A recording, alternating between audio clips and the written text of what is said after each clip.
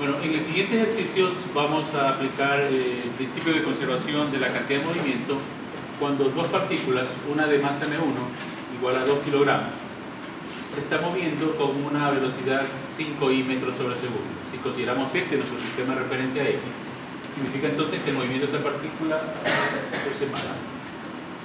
de la partícula 2, que es esta, y esta es la partícula 1, entonces esta se está moviendo para la derecha con esta velocidad que estoy llamando U sub 2, que vale 5i. Entonces la partícula de 2 kilogramos se mueve para la derecha y se va al encuentro porque en esa línea del movimiento de la partícula 2 tiene enfrente de ella una partícula de 1 kilogramo que es m1 y esta está en reposo. Entonces es eminente el choque si esta está en la línea del movimiento. Entonces esto es lo que se señala en este gráfico antes de colisionar. Después de la colisión, dice el problema, la partícula 1, la de masa m1, sale disparada con un ángulo de 60 grados respecto al horizontal y con una rapidez de 2 metros por segundo. Eso es información del problema. Lo que hay que determinar, lo que hay que calcular es cuál sería el valor de la velocidad de la partícula de masa m2, para dónde saldría disparada. Bueno, recordemos que existe una conservación del momento en un sistema. Primero, si se observa cuál es el sistema. Entonces nosotros definimos como sistema al conjunto de ¿qué? De la partícula m1, de la partícula m2. Eso es el sistema. Es decir, que la masa total del sistema es la suma de m1 más m2. Y para que se conserve la cantidad de movimiento, deberíamos notar que la sumatoria de las fuerzas es 0. Entonces, en el momento del choque, que cada una de ellas ejerce una fuerza, la una con respecto a la otra, son las únicas fuerzas que existen, las fuerzas internas, y ninguna otra fuerza externa puede provocar un cambio en la cantidad de movimiento.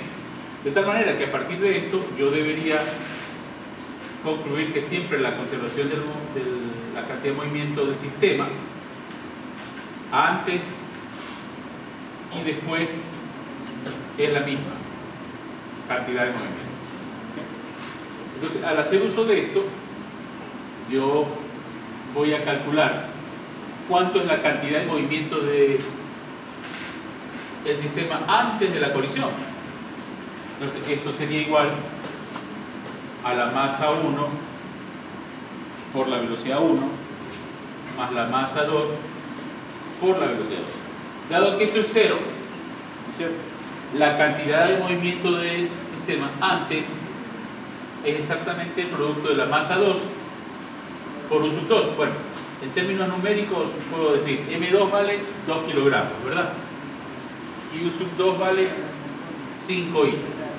O sea que esto está valiendo 10i. O sea, la cantidad de movimiento del sistema antes es la que tiene la partícula 2, porque la otra está en reposo. O sea que eso vale 10i. Sus unidades kilogramos metros sobre segundo. Esa es la cantidad de movimiento del sistema. Entonces lo que quiere decir esto, que si yo tengo 10i, acá ¿cuánto debo tener? 10i.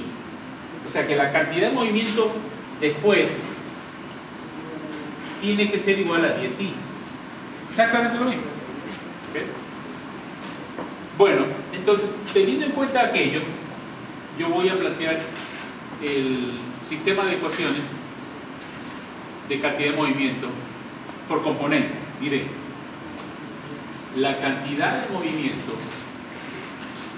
justo antes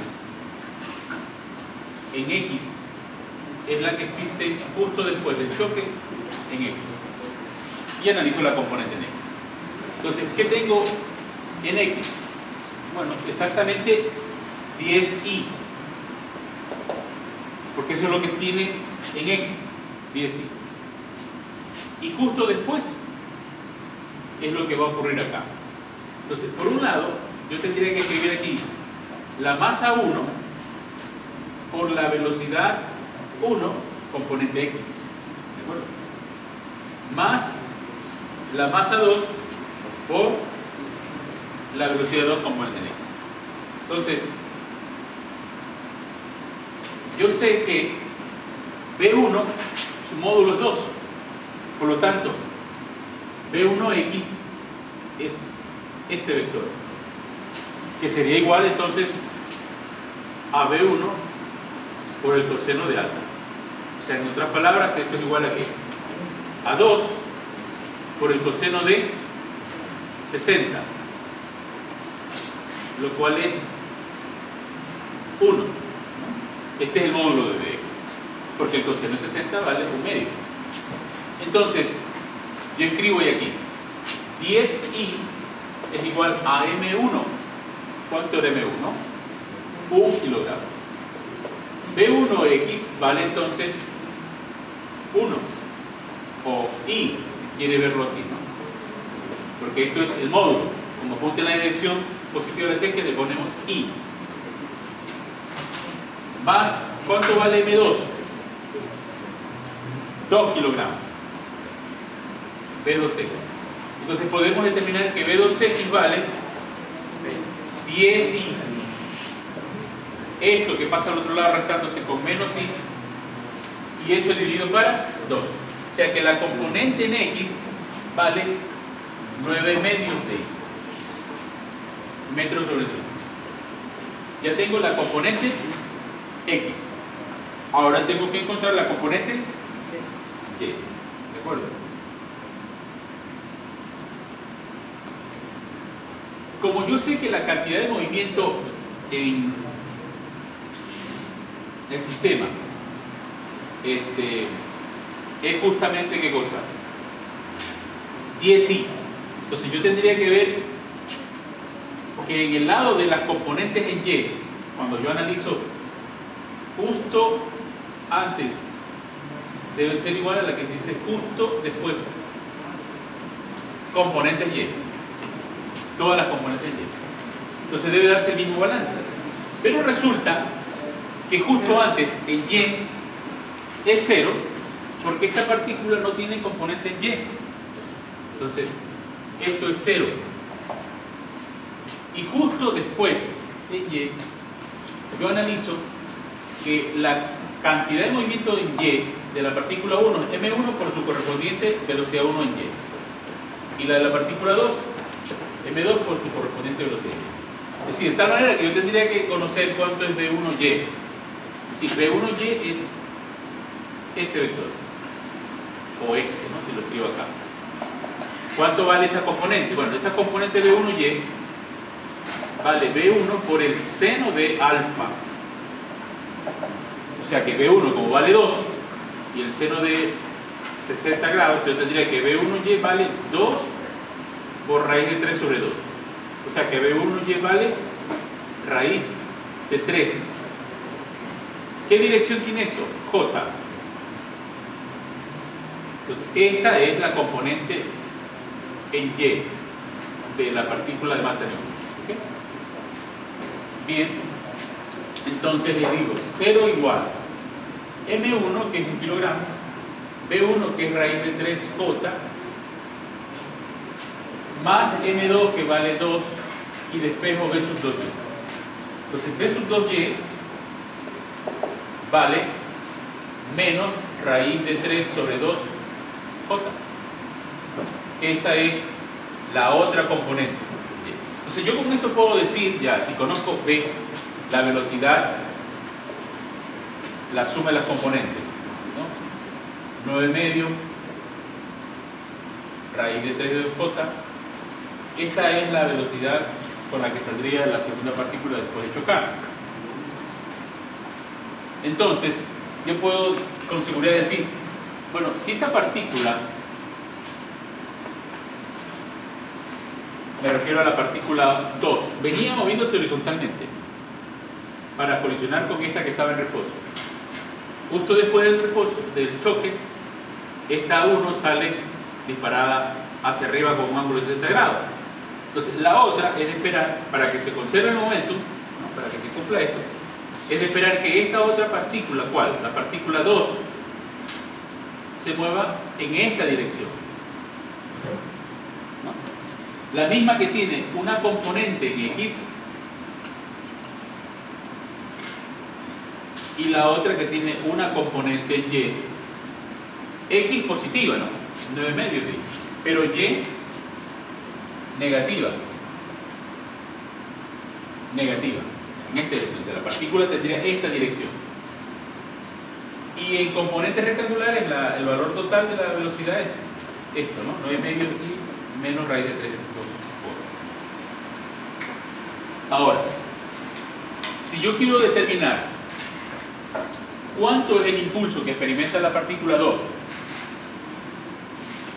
sea, esta partícula, cuando choca con esta, experimenta una fuerza.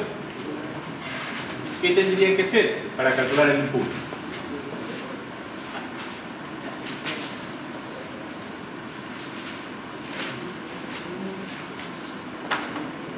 J, el impulso, se puede determinar calculando la variación de la cantidad de movimiento de la partícula 2. Es decir, mido cuánto es la cantidad de movimiento que tiene antes y después. Y así mediría J sobre la partícula 2. La cantidad de movimiento que tiene la partícula 2 justo antes de la colisión es la masa por su velocidad antes de la colisión. Entonces esto vale 2 por 5, ¿verdad? La que vale 10. Esa es la cantidad de movimiento. Ahora, la partícula 2, después de chocar con la partícula 1, tiene una cantidad de movimiento que sería esta masa por su velocidad después de la colisión. Entonces, esta cantidad de movimiento sería 2 kilogramos por 9 medios y menos raíz de 3 medios J, y tengo ya la cantidad de movimiento que tiene la partícula 2 después de chocar. Esto sería 9 y menos raíz de 3. Entonces, para calcular el impulso que experimenta la partícula 2, imagínense que este durante el choque.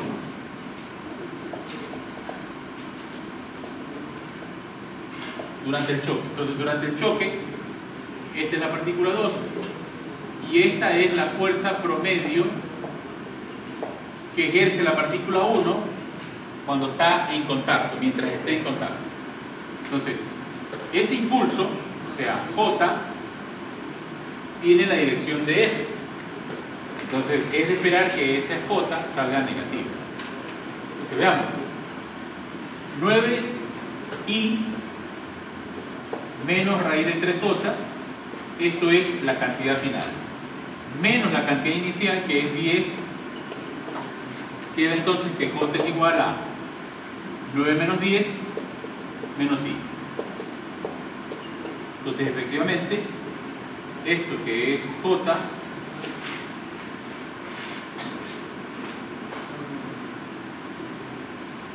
que tiene las unidades de P, ¿no? De la cantidad de movimiento, es kilogramos metros por segundo, tiene este valor, el impulso. Este es el impulso que experimenta la partícula 2. El impulso que experimenta la partícula 1, o sea, si esta es la partícula 1, entonces la partícula 2 ejerce una fuerza en esta dirección. Va a ser entonces el mismo valor, pero el vector negativo, o sea, I más raíz de 3j. Este sería el impulso que experimenta la partícula 1. Bueno, pero me preguntan la de 2. Si yo quisiera determinar cuál es la fuerza promedio que experimenta la partícula 2, si ese choque, o sea, el tiempo que están en contacto entre ellos, es del orden de 1/100ª de segundo, ese es el tiempo que dura el choque. Entonces, la fuerza promedio, dado que J es la medida del producto de la fuerza promedio por el cambio del tiempo, entonces la fuerza promedio será J dividido para ese tiempo de duración del choque. O sea, significaría J menos I menos raíz de 3 sobre 0.01. O sea que esto sería menos 100i, y dado que raíz de 3 es 1.73, 173J newton. Y esta es la fuerza promedio que experimenta la partícula 2 producto del choque, si ese tiempo de colisión dura una centésima de segundo.